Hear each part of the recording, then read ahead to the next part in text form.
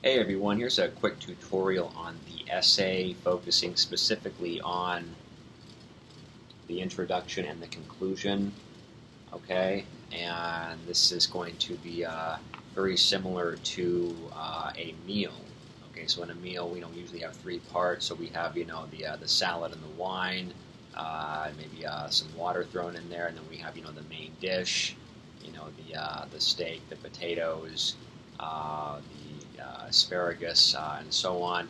And then we have the dessert. Okay, so we can kind of look at an essay like that too. Okay. So in the introduction, this is just where we want to introduce the topic, like space exploration or the existence of God or the dinosaurs. But we want to introduce the topic by kind of hooking the reader. We need to kind of hook the reader with like an alarming statistic, with a famous quote, with like a shocking claim. Okay. There are many ways to hook the reader because you want the reader to keep reading. You don't want the reader to put your essay down, right? So somewhere in that first paragraph, you got to hook the reader, okay? So we introduce the topic in the introduction. We hook the reader, and somewhere in there, we also want to state our thesis. Our thesis is the big claim we're making, okay?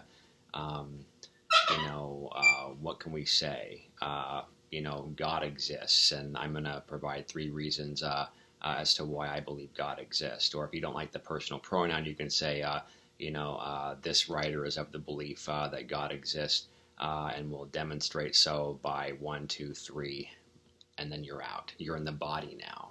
Okay, so you've just introduced the topic. You've just hooked the reader.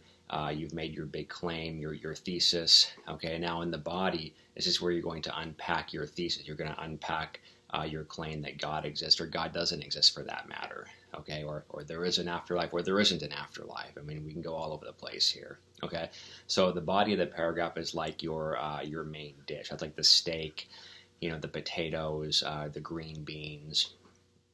This is where you're really gonna do some damage. Okay, you're gonna give reason after reason after reason to support that thesis that's in the introduction. Okay. You can do all kinds of stuff. I mean, pretty soon some people are going to argue that water causes cancer. I guarantee you that's going to happen. That's what's next, okay, with the state this world's in. Okay, water causes cancer.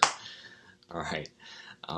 Okay, so in the body, that's where we have a bunch of paragraphs that support the thesis, okay? And each paragraph should have its own identity, okay? Each paragraph should be like a specific reason, headed by a topic sentence. And the topic sentence is just like it's like your contract with the reader, For example, the first reason why it's believed that there is a God is the existence of the universe. And you can go into, how could something come from nothing? And you can take it in any number of directions, okay? But that's like the big claim you're making for that paragraph. And the rest of the sentences that follow will support that first claim you made. Just the existence of the universe, for example. And you can talk about how, for the second reason, how the universe is fine-tuned, okay? Or if you take the opposite end, the existence of the universe means nothing. There doesn't have to be a God, Have you ever heard of quantum mechanics? Things can be explained without there needing to be a cause there. And the fine-tunedness, well, that just appears to be the case, but it might not actually be the case. A snowflake is very intricate, but that doesn't mean it had a designer. Maybe the universe is the same way.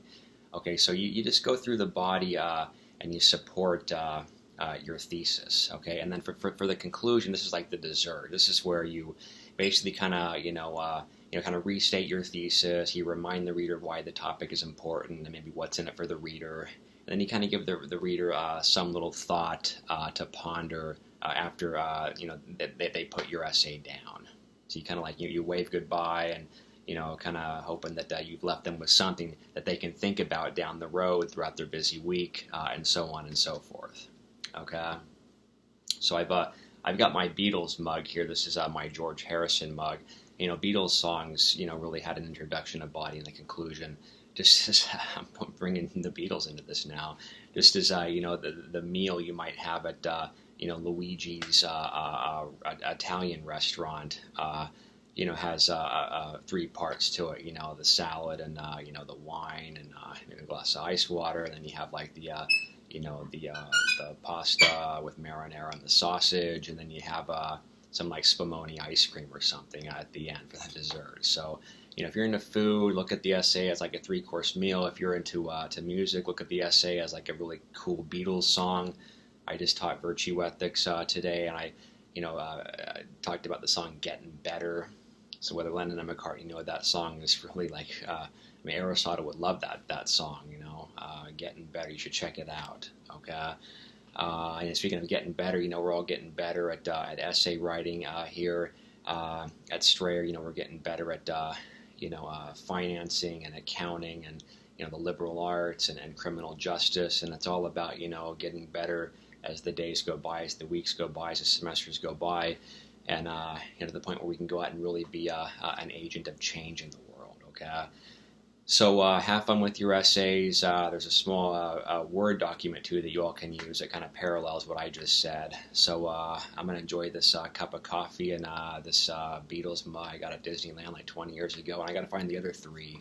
I think they're on eBay somewhere. The John Lennon one's really cool. Okay. All right. Over and out.